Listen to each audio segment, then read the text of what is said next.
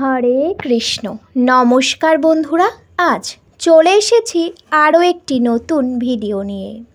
নীল ষষ্ঠীর দিনে শিবলিঙ্গে নিবেদন বা অর্পণ করুন এই একটি ফুল। এতে আপনাদের সকল ইচ্ছা পূরণ হবে, তার সঙ্গে দেবাদিদেব মহাদেবের আশীর্বাদ পাবেন। বন্ধুরা, আসুন পুরোটা জেনে নেওয়া যাক সেই ফুলটি কি।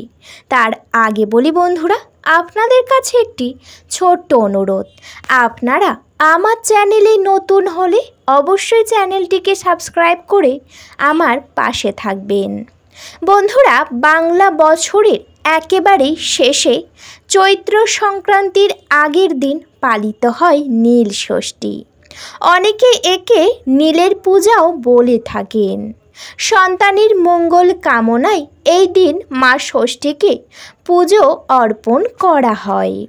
সেই সঙ্গে উপোস করে অভিষেক করা হয় ভগবান শিবের। শিব পুজোর বিশেষ নিয়ম আছে, তার আগে জেনে রাখা ভালো এই নীল ষষ্ঠীর পুজোর ব্রত কথা কি। যে কোনো ব্রতের একটি করে ব্রত কথা আছে। বন্ধুরা, এবার জেনে নেওয়া যাক নীলের বা নীল ষষ্ঠীর ব্রত কথা। এক গ্রামে এক বামুন আর বামুনির বাস ছিল। সে অনেক কাল আগের কথা। তাদের দেবতার বড় ভক্তি, কিন্তু তারা নীলের ব্রতের কথা একেবারেই জানতেন না। তাদের সংসারে একাধিক সন্তান আসে, কিন্তু তারা কেউ বেশি দিন বাঁচত না। বারবার সন্তান হারিয়ে ভেঙে পড়েন ওই দম্পতি। সংসারের সব সুখ তাদের কাছে অমূলক মনে হতো। দুঃখের কথায় মহাদেবকে খুলে বলতে তারা কাশীবাসী হন। একদিন কাশীতে গঙ্গায় ডুব দিয়ে তারা পাড়ে বসে দুঃখ করতেন।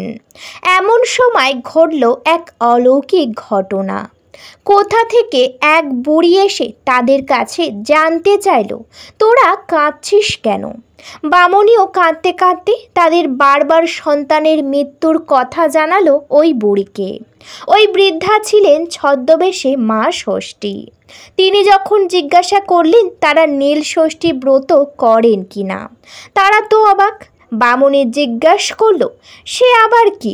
বুড়ি তখন জানালো, পুরো চৈত্র মাস সন্ন্যাস যাপন করে সংক্রান্তির আগের দিন মা ষষ্ঠী ও ভগবান শিবের পূজা করে উপবাস ভঙ্গ করতে হয়। সেই দিন নিরামিষ খেতে হয়, শরবত খেয়ে ভাঙতে হয় উপবাস। এতে তুষ্ট হন শিব ঠাকুর আর মঙ্গল করেন সন্তানদের। এই কথা বলে মা ষষ্ঠী কোথায় যেন মিলিয়ে গেলেন। তারপর বামুন এবং বামুনি নীলের ব্রত নিজেরাই তো পালন করলেন, তার প্রতিবেশীদের মধ্যেও ছড়িয়ে দিলেন ব্রত কথা। তারপর আবার তাদের সন্তান এলো।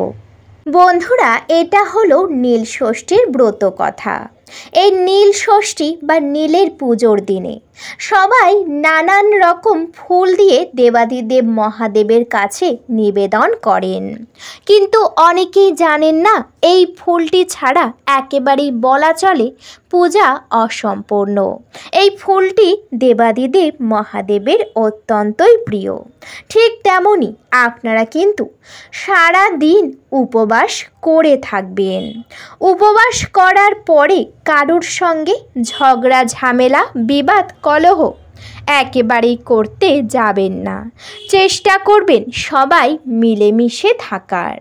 বন্ধুরা, সারাদিন নির্জলা উপবাস যদি একান্তই আপনারা না রাখতে পারেন, সেক্ষেত্রে আপনারা কিছু জল পান করতে পারেন।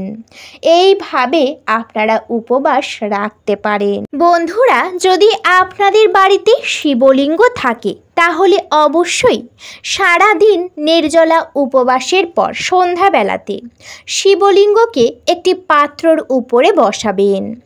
এরপর আপনারা প্রথমেই শিবলিঙ্গকে অভিষেক করবেন। অভিষেক করার জন্য প্রথম কাজ জল প্রস্তুত করা, এবং সেই জলের মধ্যে আপনাদের এই জিনিসগুলি দিতে হবে। 1 নম্বর দেবেন ঘি। হ্যাঁ বন্ধুরা, একেবারেই ঠিকই শুনেছেন, ঘি, দুধ, দই এবং সিদ্ধি পাতা। অবশ্যই এই জিনিসগুলি দিয়ে একটি জল ভালো করে প্রস্তুত করবেন। এরপর সেই জল নিয়ে প্রথমেই দেবাদিদেব মহাদেবকে আপনারা অভিষেক করবেন। বন্ধুরা, অভিষেকের পর দেবাদিদেব মহাদেবকে নির্দিষ্ট জায়গাতে স্থাপন করবেন বা প্রতিষ্ঠা করবেন। এরপর প্রথমেই আপনারা যে জিনিসটি নিবেদন করবেন সেটি হলো বেলপাতা। বন্ধুরা, এই বেলপাতা ছাড়া শিবের পূজা একেবারেই অসম্পূর্ণ বলা চলে, সেই জন্য অবশ্যই বেলপাতা নিবেদন করবেন। বন্ধুরা, যখনই আপনারা কোনো কিছু নিবেদন করতে যাবেন, আপনারা যে পোশাক পরবেন বা যে শাড়ি পরবেন, অবশ্যই আপনাদের যেন তার রং হয় লাল বা সাদা। কোনোভাবেই কালো রং পরবেন না। যে কোনো পুজোর ক্ষেত্রে কালো রঙকে অশুভ বলে মনে করা হয়, সেই জন্য একেবারেই কালো রং পরতে যাবেন না। বন্ধুরা, তারপর আপনারা শিবলিঙ্গে অবশ্যই নিবেদন করবেন আতপ চাল। হ্যাঁ বন্ধুরা, একেবারেই ঠিকই শুনেছেন। এই আতপ চাল যেন একেবারেই অক্ষত হয়, কোনোভাবেই যেন ভাঙা না হয়। যদি ভাঙা চাল আপনারা নিবেদন করেন তাহলে দেবাদিদেব মহাদেব অনেক রুষ্ট হবেন, সেই জন্য একেবারেই ভাঙা চাল দিতে যাবেন না। এরপরে যে জিনিস আপনারা নিবেদন করবেন তা হচ্ছে চন্দন এবং সুগন্ধি। এই জিনিসগুলি দেবাদিদেব মহাদেবের অত্যন্তই প্রিয়।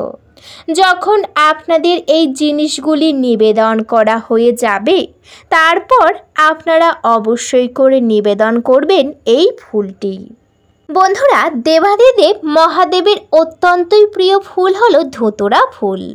এই ধুতুরা ফুল আপনারা কিন্তু অবশ্যই নেবেন।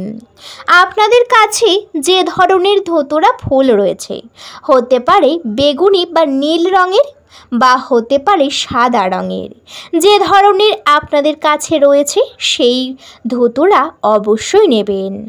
এরপরে নেবেন আকন্দ ফুল। হ্যাঁ বন্ধুরা, একেবারেই ঠিকই শুনেছেন। পারলে আপনারা আকন্দ ফুলের মালা করতে পারেন। এছাড়াও যে কোনো সাদা রঙের ফুল নিতে পারেন, যেমন জুঁই ফুল এবং টগর ফুল। এই ফুলগুলি একত্রে নিয়ে এক এক করে আপনারা শিবলিঙ্গে অর্পণ করবেন।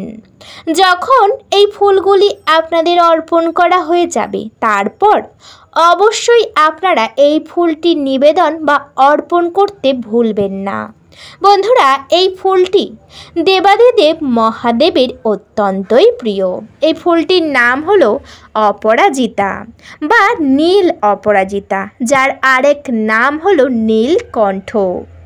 বন্ধুরা, সবাই জানেন বাবা মহাদেবের আরেক নাম হলো নীলকণ্ঠ, সেই জন্য এই নীলকণ্ঠ ফুল দেবাদিদেব মহাদেবের অত্যন্তই প্রিয়। তাই আপনারা নীলকণ্ঠ ফুলের মালা করতে পারেন বা শুধু নীলকণ্ঠ ফুল অবশ্যই শিবলিঙ্গে আপনারা অর্পণ করবেন। অর্পণ করার সময় ভক্তি সহকারে করবেন, তবেই আপনারা ফল পাবেন বা দেবাদিদেব মহাদেব আপনাদের উপরে সন্তুষ্ট হবে। প্রথমেই বেল পাতা দেবেন, তার উপরে আপনারা সেই নীলকণ্ঠ ফুল অবশ্যই অর্পণ করবেন এবং চেষ্টা করবেন এই নীল ষষ্ঠীর দিনে সবাইয়ের সঙ্গে ভালো ব্যবহার করা এবং ভালো করে ভক্তি সহকারে মা ষষ্ঠী এবং দেবাদিদেব মহাদেবের পূজা করার। যদি এই কাজ করতে পারেন বা নীল ষষ্ঠী রাখতে পারেন, অবশ্যই আপনাদের ভালো হবে। বন্ধুরা, আপনারা যে ফুল নিবেদন করবেন, হতে পারে নীলকণ্ঠ, হতে পারে ধুতুরা, সেই ফুলটি যেন একেবারেই গোটা থাকে, কোনোভাবেই যেন ছেঁড়া না থাকে। যে কোনো ছেঁড়া বা নোংরা জিনিস যদি শিবলিঙ্গে অর্পণ করেন, দেবাদিদেব মহাদেব হবেন রুষ্ট। তাই এই ভুল কাজ একেবারেই নয়। বন্ধুরা, আশা করছি ভিডিওতে আপনাদেরকে পুরোটা বোঝাতে পেরেছি। ভিডিওটি যদি ভালো লেগে থাকে অবশ্যই ভিডিওতে একটি লাইক করবেন, শেয়ার করবেন। করবেন এবং সাবস্ক্রাইব করে আমার পাশে থাকবেন। আজকের মতো আমি বিদায় নিলাম। সবাই ভালো থাকবেন, সুস্থ থাকবেন। সকলকে জানাতে চাই অনেক অনেক হরে কৃষ্ণ, রাধে রাধে।